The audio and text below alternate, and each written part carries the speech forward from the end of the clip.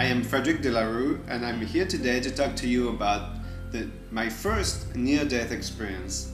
More exactly, when I was in the coma and a deep coma. So,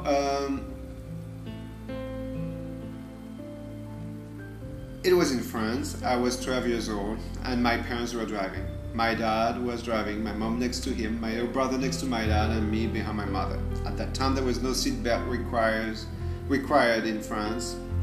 So we were in a small town of Chartres, where I was born, called Chartres.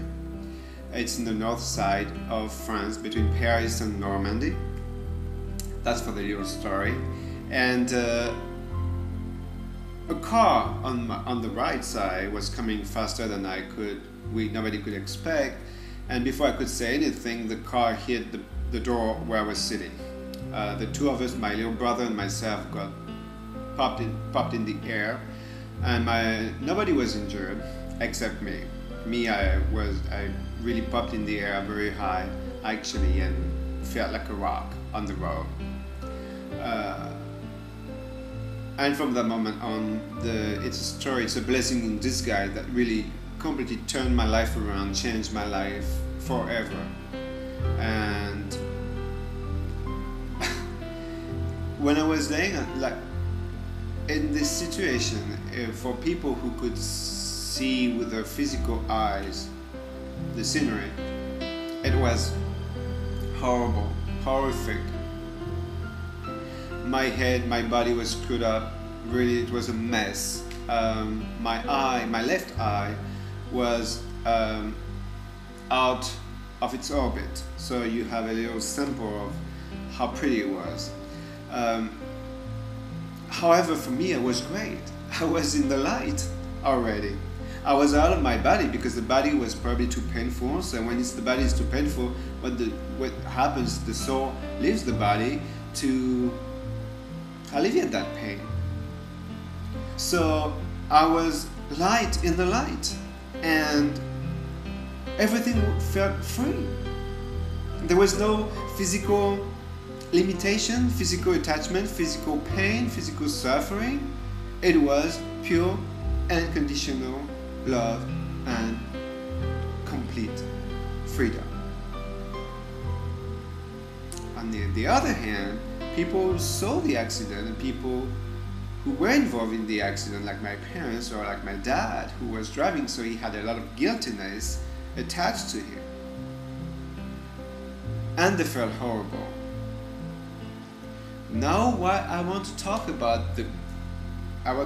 take a time to talk about the coma, why I decided to do a video about the coma. It's because there is a lot of misconception about how to behave when you have a loved one in a coma.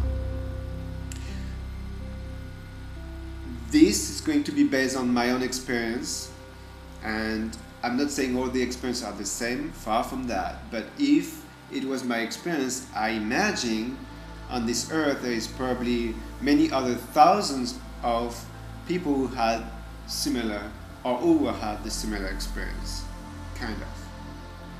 So I decided to do this video to help you find a way, or give you a little tip how to behave in front of that situation.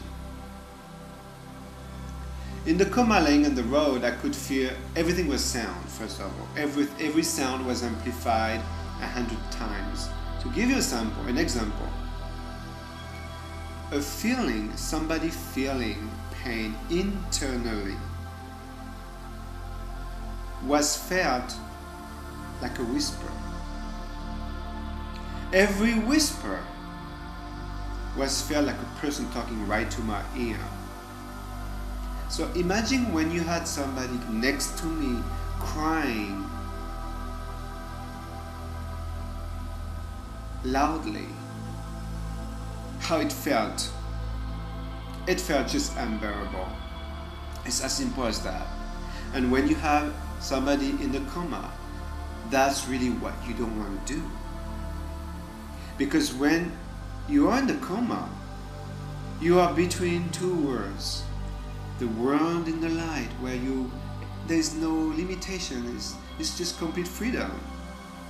And the world on earth, where if you cry, you show that negativity, that neediness, that pain, that suffering, those attachments linked to the earthly plane, that doesn't exist over there in the light. So if on one hand you have the choice, okay, I'm going to choose the light with complete freedom, or I'm just going to choose earth where they need me. And that's not unconditional love, to need somebody. If you can meditate on that or think about it, it can be only beneficial for you. So what you want to do when you have somebody in the coma is to really be equal to the light. You have the light and you have you showing how life on earth is peaceful, and to invite that person who is in the deep coma to come back to you through unconditional love. Let that person choose.